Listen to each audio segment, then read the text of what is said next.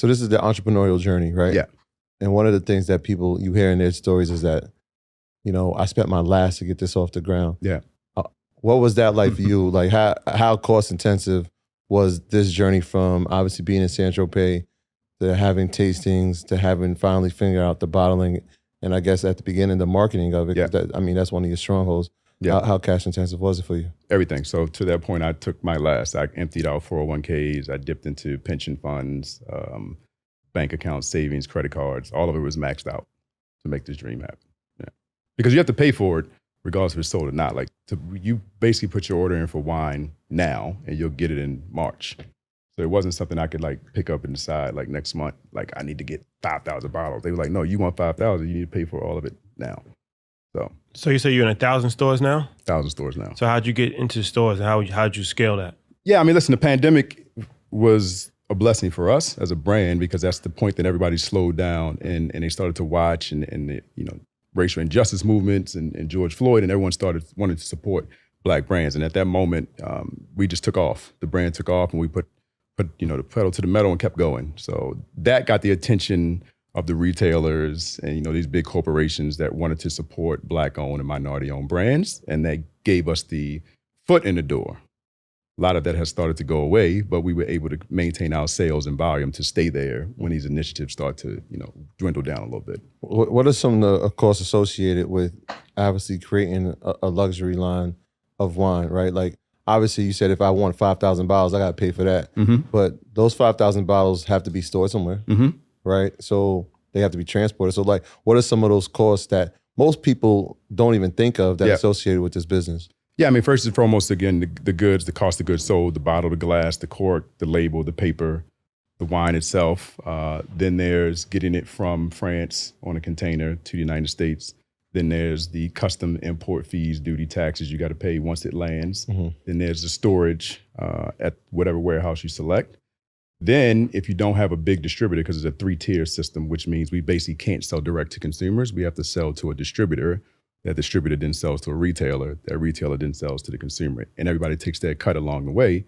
You got to figure out how to then convince them to buy it. But if they're not buying the product, you're paying those storage fees along the way. And some of them may say, you pay for trucking or shipping to get it to us. So then that's another cost on top of it. So that, I mean, that's a lot of people taking money. Yeah. So that's why the bottles cost so much. Yeah. Well, I mean, listen, everybody wants typically 25 to 30% minimum along the way. Profit margin. Profit margin. Yeah. So like how much would it cost to start an operation like this? Like, the right way? I mean, when we officially launched in 2019, it was $1 million in inventory alone. And that was without the marketing. And that's not marketing or anything like that? No, that was just the inventory and getting it here and all that stuff. So I would probably say effectively the right way, $1.5 million, $2 million. And that's playing small. What about marketing? So what kind of marketing do you do? Now we're doing all digital. We're starting to come out of that now. The experiential and the events are coming back, but primarily during the pandemic, it was digital ads. It was a lot of influencer marketing. Everyone was at home, so we could just send bottles to people and they would post. But for us, we try to immerse people in the lifestyle of what we think San Tropez is and what we want people to feel when they experience the product. So we take cues from spirit brands. We think they do it best in terms of like how they activate. We don't want to operate like a wine brand. So wine dinners are cool, but like that's not a lot of fun. It's fun to some people, but we want to immerse you in it. So it's going to be parties, it's going to be festivals, it's going to be F1, it's going to be all those things that are really a part of like the dope things that are happening in the culture. We want Lafette to be there. What kind of influences did you have in your influencer marketing? Yeah, initially it was whoever had a large following, to be honest with you. But it was also people that were posting wine or champagne brands. And then we got lucky with, people like Mello. He put us on his show during the pandemic. He has a podcast? He had a YouTube series called What's in Your Glass. Where he like interviews people drinking wine? Yeah. He put you on or he had to put your product in? He put us on. He put me on. So he and I talked. He's from Baltimore. So we got connected through his manager. WB. And we got put on through that. And then Michael Strahan talked about it. A friend of a friend got him the product. D Nice held up a bottle doing his Instagram live. So it was a lot of good things. Like it just started happening in a good way. So we had people reaching out, and then we were reaching out to people as well. Yeah. I gotta talk about it. Ace of Spades, you're there. Yeah. Couple things. First of all, You're the regional director. Yep. So I want to know what, that role encompasses. But also, obviously, we saw that LVMH, a company that you know, has now 50% stake of Ace of Spades. Now, the second part is, were you there at that point, or did you help, I guess, kind of facilitate the relationship between the two brands? No, I mean, when I was there, we were arch enemies. So when I was at Dom Perignon, Ace was an enemy. And when I was at Ace, Dom Perignon was an enemy. So it was no playing in the sandbox whatsoever. Yeah. But what we did see, what I saw once I got to Ace is that the young consumer had no affinity for Dom Perignon the way they did for Ace of Spades. So if you're LVMH, you have great product in Dom Perignon, that's your tête de cuvée, but your consumer is aging out, right? And Ace was grabbing that young, rich consumer around the world, like India, Asia, Dubai. Like, they were going to Ace in the club where their parents might have been drinking Dom Perignon. So I think that's, if I had to make a hypothesis, that's what LVMH saw, the future. It wasn't, right now, it's like, okay, these young guys aren't picking Dom Perignon, they're picking Ace. But the experience was great. Like I said, it was super entrepreneurial. Like Dez, that ran the whole operation over there, was very much like, yo, beat the street, break convention, break the rules. How do we get this done? And that was kind of like our directive.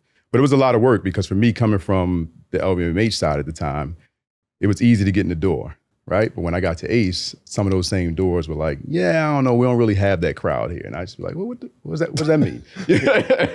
Your crowd doesn't make money? Yeah, exactly, right? So it was a lot of trying to convince some of the old guard that this was a real champagne. The bottle is gold for a reason, to stand out, and it worked. So it was fun. It was fun to go back and, excuse my French, shit on people, so to speak, right? To be like, oh yeah, you was talking shit. And now fast forward 3 years, that same company that you was holding in high praise owns 50% of that brand. Right. So yeah, how do you feel about it now? I'm a gold bottle drinker.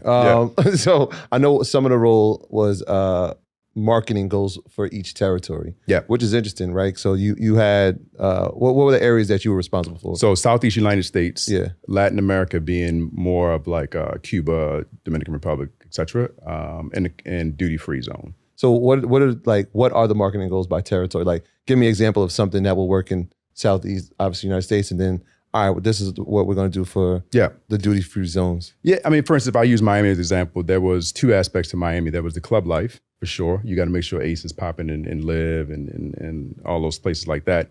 But it was also, how do you get in front of high net worth individuals in settings that they want to be a part of. Watches was a big way. We did a lot of watch partnership dinners and parties.